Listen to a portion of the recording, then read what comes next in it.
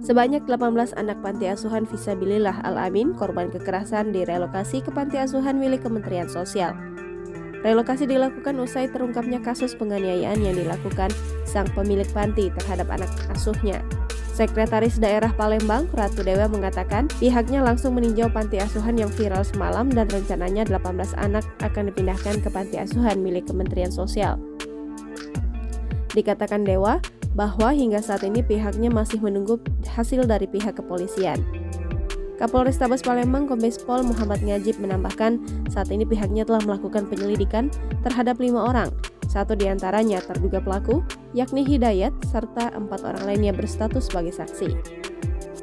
Dari informasi yang didapat, lokasi tempat anak panti ini akan dipindahkan berada di Panti Sentra Budi Prakasa di Jalan Sosial nomor 441 Sukabangun, Kecamatan Sukarame, Kota Palembang, Sumatera Selatan.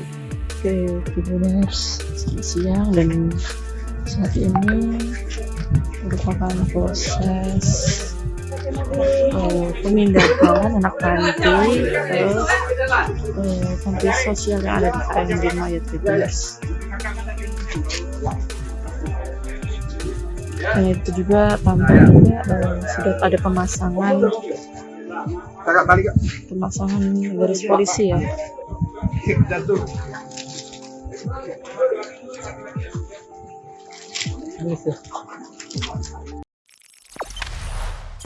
Jangan lupa subscribe, share, komen, dan like ya.